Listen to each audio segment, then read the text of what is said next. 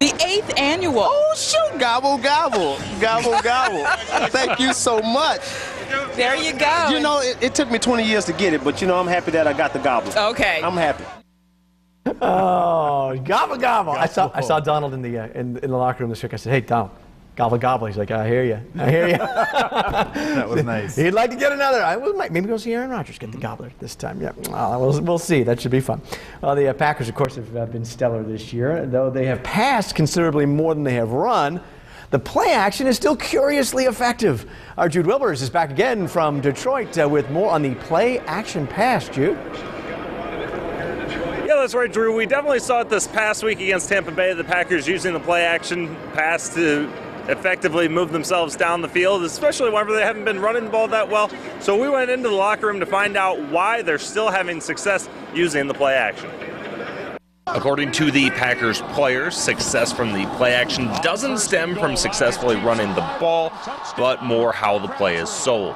Well, hopefully, I think it's the action itself with the ball handling and the fake by the running back and the line, making sure they keep their pads at a proper level. So, yeah, even when you're not running the ball maybe as well as you'd like to, if you still have those good ball handling fundamentals and good fake with your running back and the lineman on the play side, then you have an opportunity to influence those linebackers. That's big for us, man. Just staying low pad level, coming off the ball hard, and try to get those safeties and those linebackers to suck up and free somebody up in the secondary. You have to be able to sell it no matter what. It's all about pad level and your speed off the ball. In their 35-26 win over Tampa Bay, the Packers called play-action passes 10 times in the game compared to just 16 runs, although when they needed to in crunch time, the Packers were able to run the ball. And we're a confident group of guys. We're confident what we can do on offense, throwing, running. We're confident in the defense, special teams. I think the way we've been playing, be able to fight through some adversity through these games.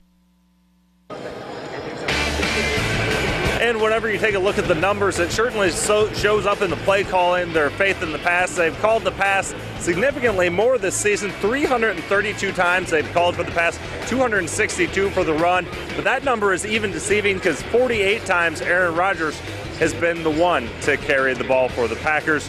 So really that's a significant portion of those run calls this season. So that is it from here at Ford Field. Let's go back to Drew in the studio. Yeah, all right, thanks a lot, Jude. Appreciate it. And, Johnny, as you look at that, it's not a 2-to-1 ratio necessarily for pass to run, but it's, 3-to-2 at least. But when you've got Aaron Rodgers, I was talking to Brian Grant, he's like, when you got number 12, what are you going to do? You let him sling it around. Oh, absolutely. And it's no surprise. Teams around the league know this is a passing football team. And they got the wide receivers and the tight end to prove it, and they got the quarterback to sling it down the football field. But, yeah, you still have to be honest, though, because the Packers can run the football. And what James has been doing over the last 3 weeks, continuation from what he did last season, it does. And Aaron does a great job, playing Sells that play. it nice. Sells it nicely. Sells it nice. Gets away out. Get away out there. And with Aaron, only thing he needs is that linebacker just to hesitate just for 1 second. That window opens up. He puts it right in there. Yeah, absolutely. Well, if the Packers are going to try to run the ball today, here's what the Lions are doing against the run. And they've faced 271 attempts. They're giving up some chunks. It's 5 yards a carry.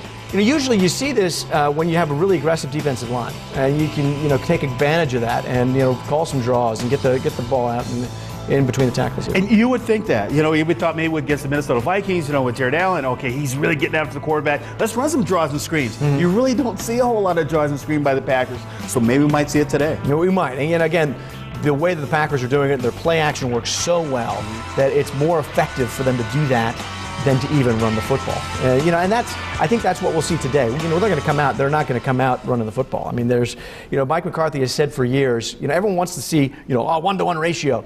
You do what works, and that's what Mike McCarthy has always said. I'm going to do what's going to score us points and get us touchdowns, and that's what they do. Yeah, he's one of those coaches that said, I'm not going to pound my head up against the wall. Exactly. It's not working. No reason to. Last time the Packers were 10-0, back in 1962. That year they went into Detroit on Thanksgiving, got bullied into a loss. Bart Starr sacked multiple times. Coach that year, Vince Lombardi. And that team would go on to win the NFL championship, one of 2 in a row. Last year, Lombardi's life was made into a play. And this summer, I got to catch up with the man who played the legend.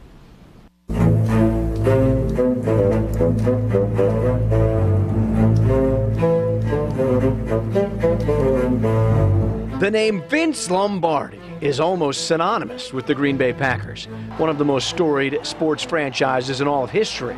Playing the iconic coach on the stage, as Dan Lauria did in the play Lombardi, first on Broadway, then on the road in Wisconsin, was almost as imposing as the coach himself. It's been great to play him and to have these my idols, to come and talk about him. It's been great. Hey, look, I played Hoffa 2 years ago. Nobody wanted to talk about anything.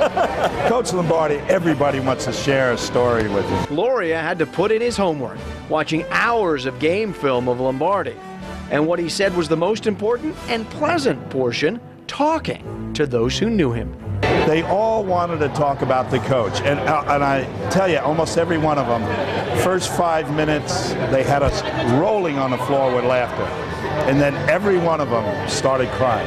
Is there any line in particular that just kind of captures the essence that you just say, I love doing that portion? Oh, well, I love when he's out on the field and, what the hell is going on out here? What the hell's going on out here? I love that because everybody knows it. Everybody cheers when I said it in the play, So it's been a lot of fun. But that's a lot of great lines in the play. Lauria and part of the cast got a chance to have a reading of parts of the play at Lambeau Field, where Lombardi's ghost just may have been watching. You look up and you see the names, Nitschke, Bart Starr, Jim Taylor up there, You can kind of feel a coach's toe hit me in the butt as I'm doing it.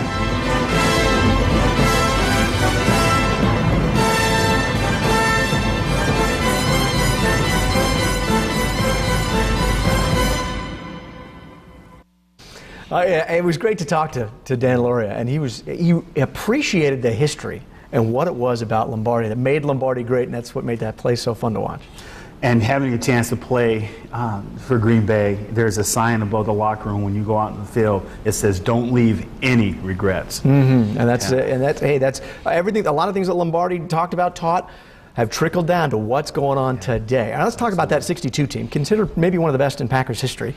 And that team was, year 2 of back-to-back titles, led by Bart Starr. Some of the all-time greats on this team, Johnny Horning, Taylor, McGee, Ron Kramer, Jerry Kramer, Forrest Gregg, Willie Davis, Herb Adderley, Willie Wood, on and on. I mean, Hall of Famers. All Hall of Famers. I mean, that whole team, everybody went out there and had a chance to be successful, to apply their skills. And it was a team effort up and down, just like the way the Packers are playing now.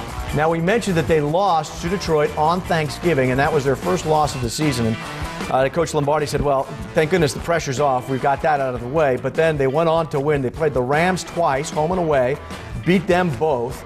Also played at San Francisco, second to last week of the season, won that game. And then the NFL championship game, 1962, was in New York City, and they won that 16-7, back-to-back championships. And it's been since then that the Packers have started a season 10-0. I mean, that's just stunning to see a team be able to do that in the history that this team has, that no other team. I mean, you look at the great teams in the mid-90s. They didn't come close to that. Even the late 60s teams weren't able to do that. When I look at the 62 team, and I think the way the Packers are structured now, I mean, there's as Ted Thompson has done, he's put all football players in there. All guys, the only thing they want to do is go out there and win football games, Drew. There's no entrepreneurs, there's no movie stars. They're all guys out there. The only one to get on the field and play, the Zombos, the Clay Matthews, the B.J. Raji's. Just give me something to do, as we saw last week when B.J. scored a touchdown. A lot of high effort, low ego, and when you get that, you get a lot of success. Well, back in '62, they played that game on Thanksgiving at Tiger Stadium. Now,